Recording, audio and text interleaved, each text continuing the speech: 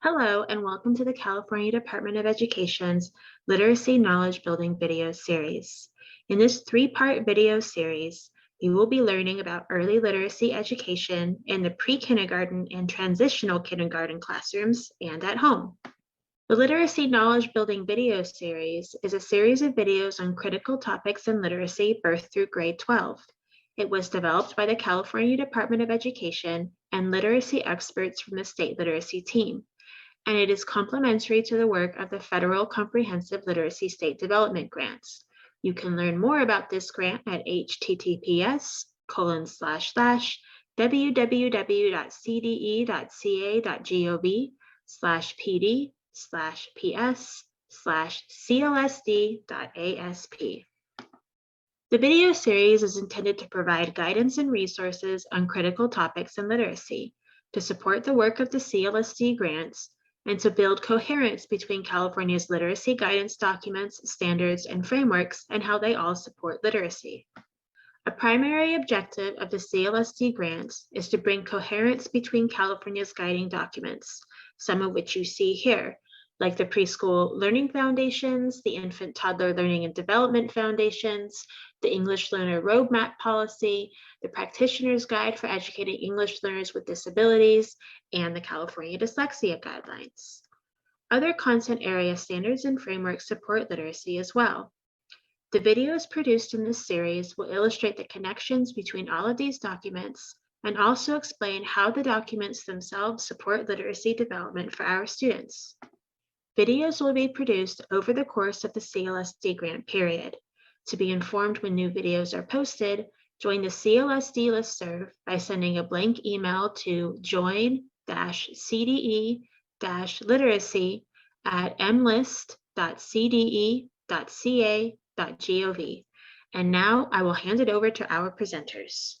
Hello, and welcome to early literacy education in the pre-kindergarten and transitional kindergarten classrooms and at home. I'm Lauren Walsh, and I'm honored to have been selected as a member of the State Literacy Plan team and work with the early education group for this knowledge building video series project. My experience includes 9 years in the classroom where I taught kindergarten, second, and third grades. I later became a literacy specialist and served as a language and literacy coach for 6 years. In recent years, my passion led me to narrow my focus in early education, and I have loved supporting preschool and transitional kindergarten teachers, students, and their families. My greatest honor was to serve as an adjunct assistant professor teaching foundations of reading instruction alongside Dr. Madeline Mejia, my mentor and my co-presenter today. I always welcome our conversations around language and literacy, which push me to be a better educator and coach, both in the field and at home. I should mention, I also have 2 children. One is currently in TK, and during the last year and a half, I put my knowledge to use to support her literacy development at home when her preschool shut down during the pandemic. My oldest daughter's birthday also falls within the TK range, so I have firsthand experience as both a coach and parent in this pre-K TK world. Madeline, I thank you for joining me today for this important work and conversation. Thank you, Lauren. It's always such a pleasure to be alongside you, and thank you for inviting me to be part of this conversation with you today.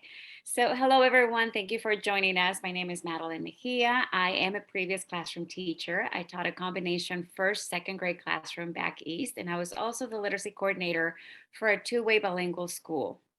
I'm currently an assistant professor, and my role is to prepare teachers as culturally relevant and sustaining literacy experts.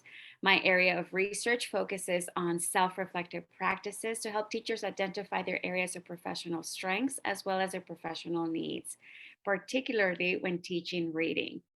And of course, this conversation that we are starting today and that we are going to share with you is essentially important because we're beginning the foundation of what we need to do in our classrooms and in our homes to support the literacy development of our little ones. So we also want to let you know that we have some wonderful contributors to this project. We'll be sharing some teacher vignettes. Who better to learn from directly than the teachers in the classrooms? We have Madeline Ross, who's a transitional kindergarten teacher, Angela Schuyler, who's a pre-kindergarten teacher, as well as Nicole Fogelson, a transitional kindergarten teacher. And at the end, in part 3 of this series, we have a conversation with Michelle Theobald, who is a dyslexia specialist. So to begin, we're just going to welcome you to this conversation. We want it to feel like a conversation, whether you are at home listening or you're an educator. And we recognize that our audience might include those who are new to the profession, those who may be updating and reflecting upon their current practices, or perhaps, as mentioned, you're a parent here to learn how to support your child at home. All are welcome, and we will be sure to center this conversation around equity and access. Information today will include a look at the state literacy plan priorities for early education and may include new vocabulary and developmental terms or concepts, which we will break down for you. Our presentation will emphasize the role of oral language in literacy development, language and literacy-rich environments, and foundational principles of literacy development. And to do that, we will make connections to family and at-home practices. We'll provide ideas for application in our discussion, and we'll include pictures that we'll discuss. We'll hear from both teachers in pre-K and TK classrooms, as well as a dyslexia specialist who will talk about arming teachers for early warning signs of learning difficulties. Lastly, we will help you to make a plan of action to apply what you have learned to benefit your students and/or your own young children.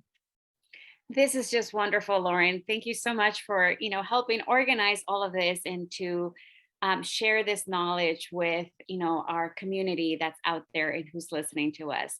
I'm very excited to be part of this conversation and to really talk and discuss more in depth about this home and school partnerships that we're going to help set the foundation for.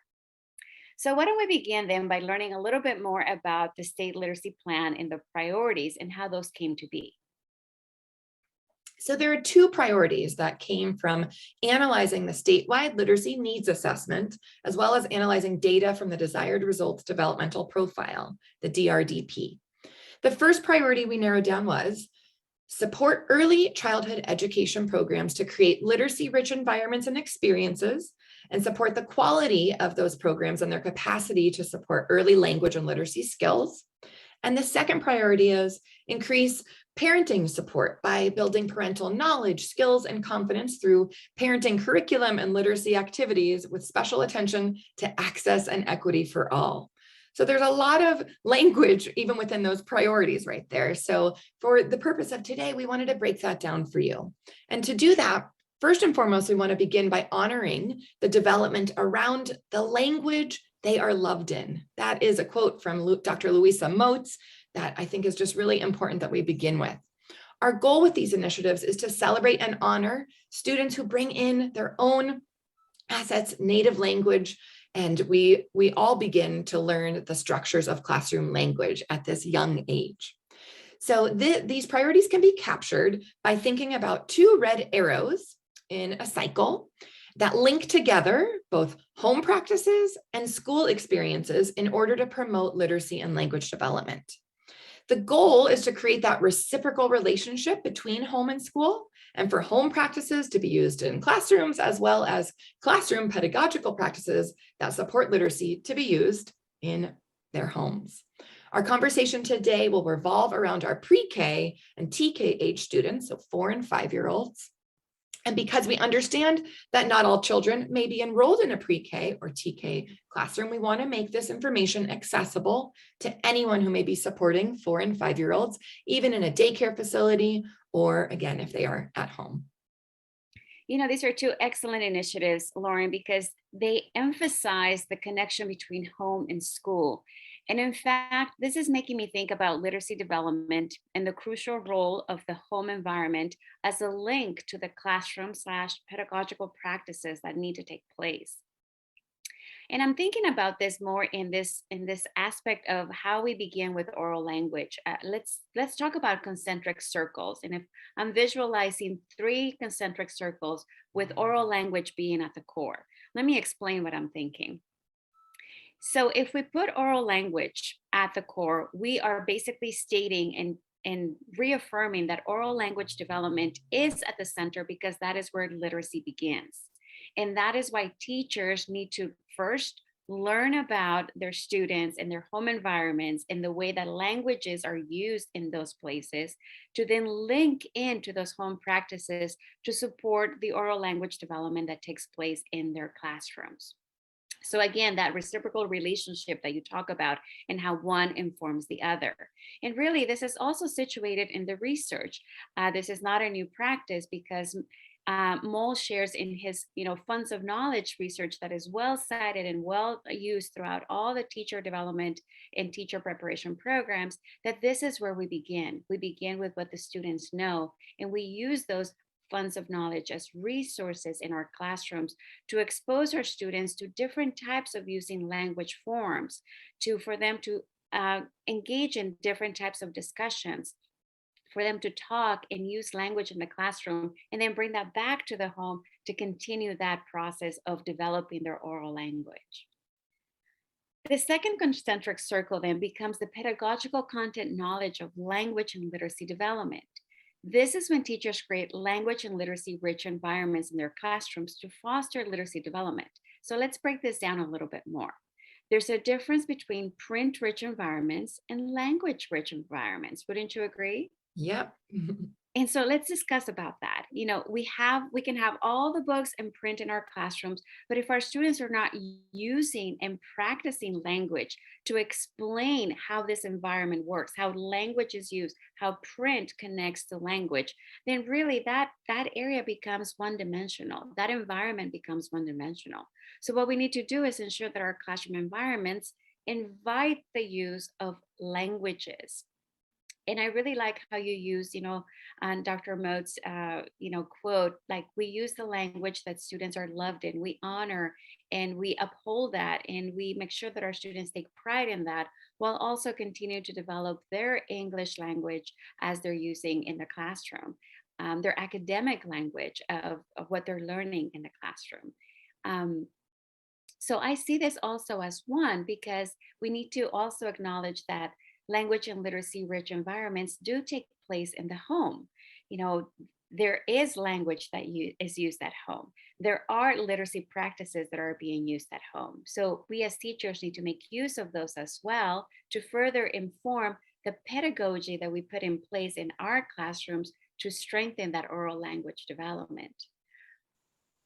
Finally, since these concentric circles are all interconnected and intertwined, meaning one informs the other, when oral language development is supported by the types of language and literacy rich environments we create, these then serve as the foundation upon which the principles of literacy development can be taught. So let's break this down a little bit more, Lauren. Let's continue to talk about the role of oral language development. Absolutely. So we're starting again with oral language development at the core, and that's what part 1 of this video series will focus on. I really like how you bring up the interconnection of oral language development with language and literacy rich environments, and how these serve as the foundation for literacy development. This reminds me of how a strong language and literacy foundation is represented by Dr. Hollis Scarborough's reading rope. This shows 2 main strands, language comprehension and word recognition. And it's important to note that Dr. Scarborough was a preschool researcher. So a lot of times the model might be shown, when dealing with the students who are a little bit older, but I think we need to bring it back to that early education setting as well. Now, in this reading rope, we want to consider that many of these strands can be represented when thinking about oral language. So that is what we are going to highlight for you today. This particular model does come from the AIM Institute for Learning and Research, where Dr. Hollis Scarborough serves on their research advisory board. AIM Institute also has an animated reading rope, which we will be posting in the resources section, linked to this video series if you need to learn more about it. But the pencil drawing of this model was really based on a pipe cleaner model, and Dr. Scarborough designed that really as a handout for parents and educators to explain how reading works and how complex the skill of reading is. So the 5 strands above represent language comprehension, and then the bottom 3 strands represent word recognition.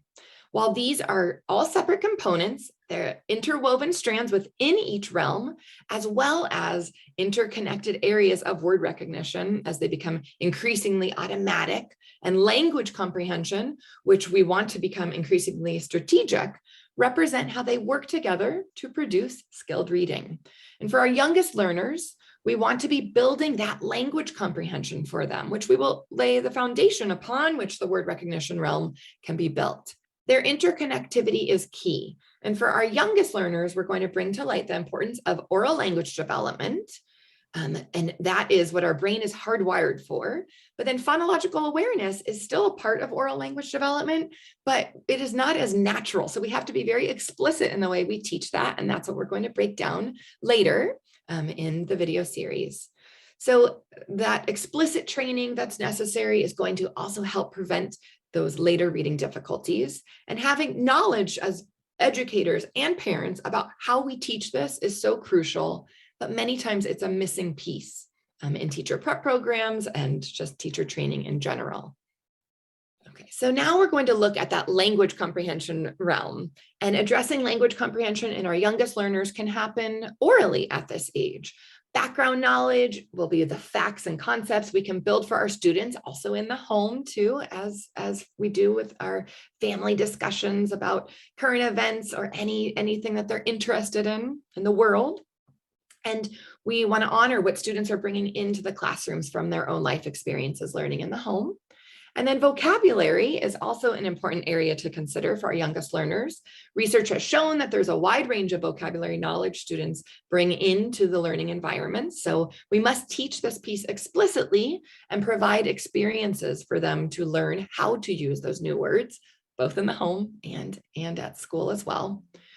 Then we want to think about modeling correct language structures for our students, while honoring that our students come in with language structures that may be correct in their own native language and cultures. And we want to meet them where they are and celebrate that, but also teach them explicitly about correct syntax or grammatical structure and show them how we use words in different ways through shades of meaning or multiple meaning words, or just what we expect for language to sound like in the classroom. Then verbal reasoning we can uncover for our students by introducing them to the ideas of making inferences, how characters are feeling, metaphors and idioms, expressions that we use. It's raining cats and dogs, right? But we're really breaking that down for them, even at a young age. And then finally, in this language comprehension realm, we want to talk about building that literacy knowledge. And that it includes exposing them to a variety of genres, helping them to understand how print works. At the same time, we need to be sure to build their word recognition. Phonological awareness is key and also built upon the oral language development in our students. Students can listen for syllables and individual sounds, which we call phonemes. I call this reading with their ears, and we must teach students explicitly so they can make that connection to the graphemes or the letters, which they will do as they build these skills. Decoding skills, of course, even at this young age, we want to be teaching them about the alphabetic principle, including those grapheme, phoneme correspondences, the letters and the sounds and how they work together so that they can learn how to read and spell simple words.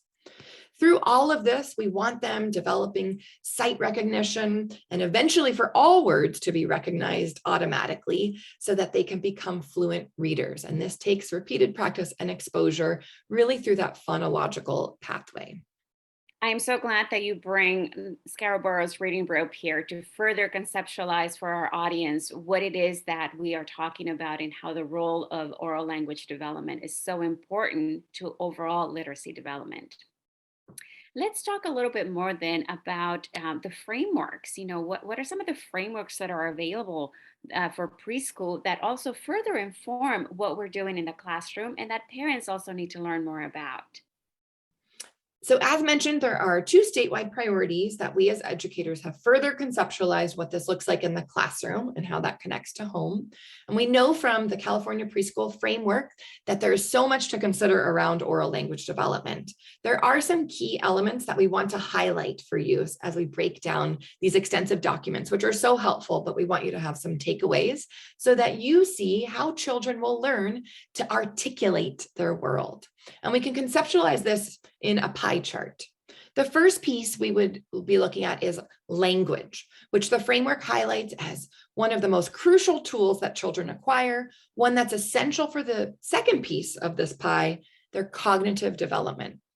And the development of their young brains will directly impact their reading achievement, overall school performance, as well as having an impact on that third piece of the pie, which we really want to highlight, their social interactions.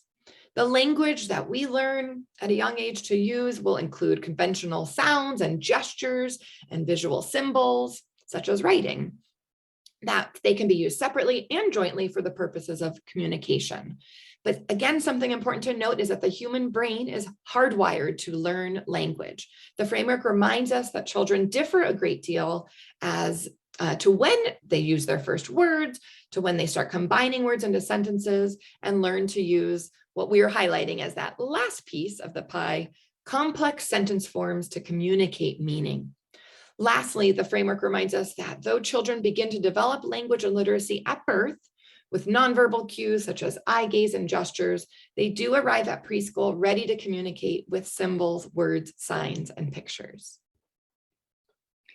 So basically, everything that the State Literacy Initiative plan and these priorities for early literacy for our TKs, pre-K students, is really supporting everything that's already part of the frameworks, is furthering that alignment, starting back here to further align what it is that classroom teachers need to do to then ensure that that vertical approach of the progression of literacy instruction is well planned out and is strategically organized with all of these tools and resources that have already existed, that have been proven as part of what the research says are good practices. Now we're further extending that to make sure that that communication is clear and that those partnerships with home life are being used more readily into the classroom. Exactly. And we are going to look at both the preschool frameworks as well as the TK implementation guide to show exactly what you're saying, that vertical progression, the continuum that we're wanting to lay out for our students. Let's talk a little bit more then how this impacts and supports English language learners. Absolutely. So these language and literacy rich environments at home, we need to honor that they happen in multiple languages, right? And all of that language acquisition that occurs in their primary language transfers to their English language acquisition. So we've highlighted how our students and our children articulate their world by using language, and we especially have to consider this in the way that we provide specialized support for English language development in that process. We know from the research that's highlighted in the preschool framework that for children to practice this new language, they need to be in a comfortable and welcoming environment that allows language experimentation and accepts children's efforts to communicate. Speaking at this stage will focus on nonverbal and verbal strategies to communicate and those social conventions such as making eye contact, standing in appropriate proximity, and knowing when to enter a conversation. Lastly, having children create oral narratives about their personal experiences can really help to, again, honor what they are bringing into the classroom.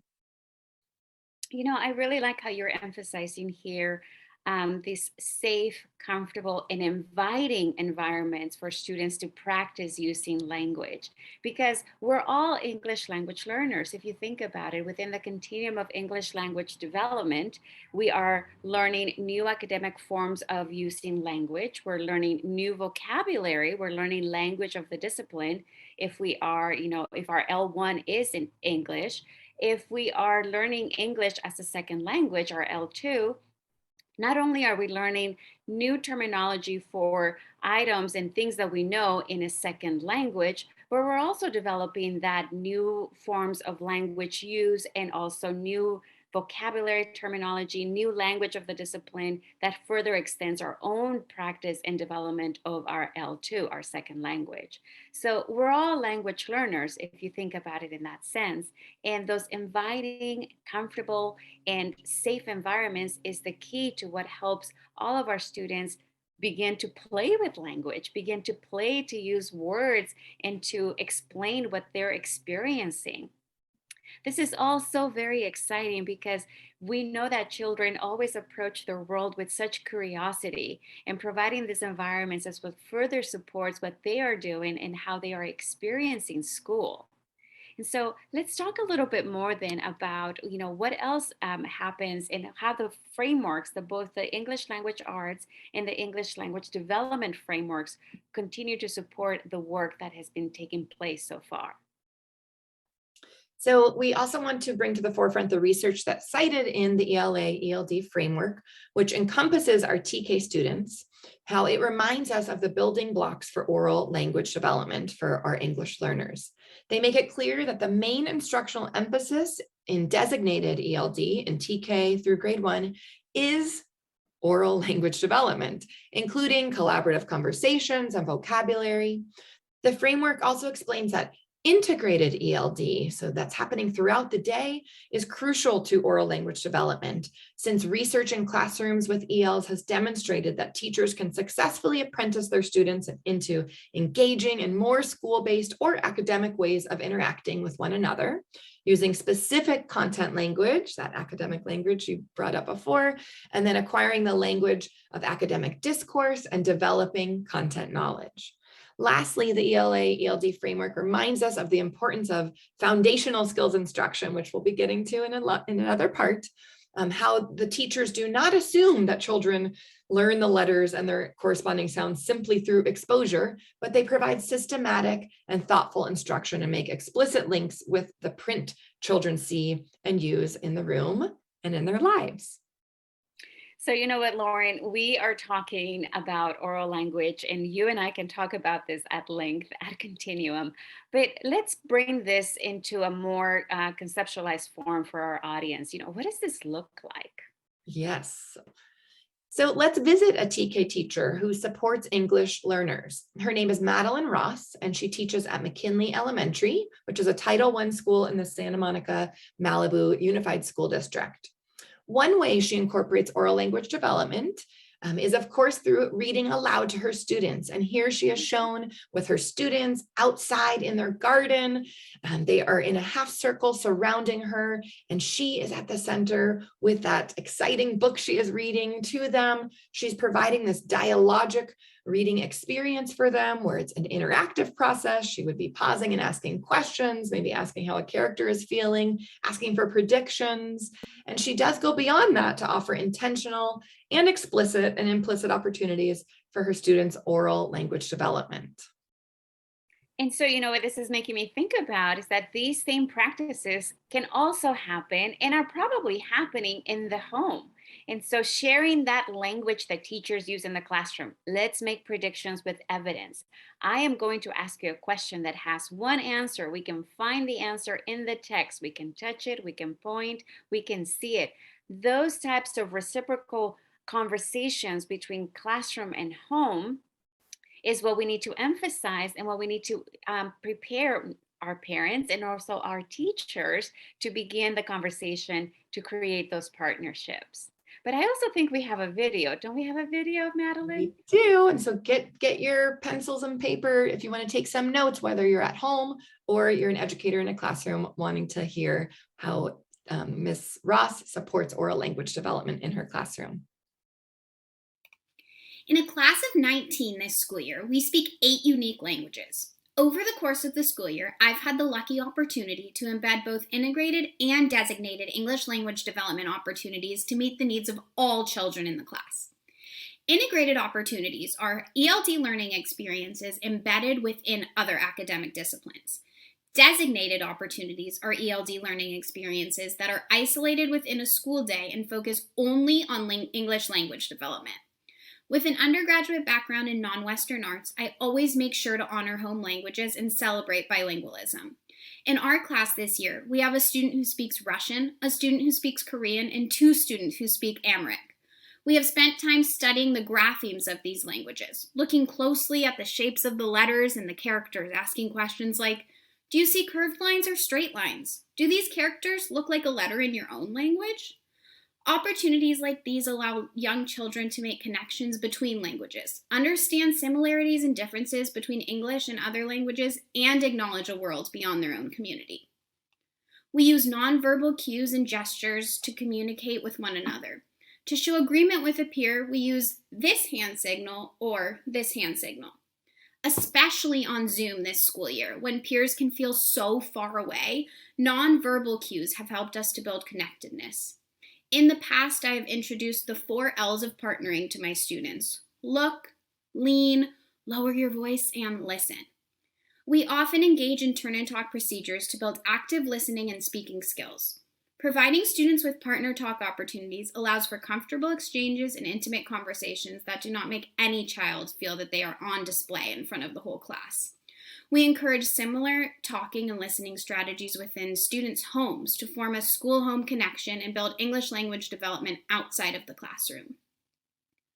Throughout open-ended play experiences, both indoors and on the playground, children, both English learners and native English speakers, have ample opportunities to use oral language both in English and in their home languages.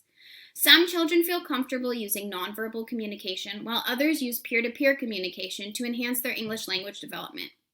As a teacher, I find playtime, or what we call play workshop in our classroom, to be a fantastic opportunity for children to engage in conversation. As both a spectator and a participant, I am able to ask questions, guide conversations, and model language for students. The children are also able to creatively express themselves while doing what they love in a non-evaluative environment. In our class, we also have fun doing name studies through name poems. Weekly, we look at 2 names from our class. We compare the numbers of letters, the sounds, and the letters within each name. I wrote a short poem unique to each student. For example, here's a poem that I wrote about a student named Ezekiel.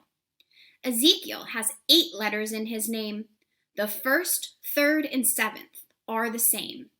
He likes eating sandwiches and going to the beach with his brother Manuel. He likes collecting treasures like gemstones and shells. We compared Ezekiel's name to Hunter's name. Here's Hunter's name poem. Hunter has 6 letters in his name. H is the first letter, and no 2 are the same. He likes eating cheeseburgers and playing with cars. He can ride his scooter very far. We compared the lengths of the names, looked at the height of the letters. Are they tall letters? Are they short letters? And compared the letters that both names shared. Within the poems, we identified 2 or 3 letter words, listened for rhymes, and had open conversations about what we have in common with the subject of each poem. In our class, we use storytelling as a tool for communicating. Through shared reading and writing activities, English learners and native English speakers appreciate and enjoy storytelling. When something unexpected happens in our class, maybe a fire alarm goes off or a student falls out of their chair, we always turn it into a story. Sometimes the stories include words. Other times we leave the pages with only pictures. I then make copies of each story and add it to our classroom library. When the children are in the library, they can read the stories to each other by either recounting the story or reading the words on the pages.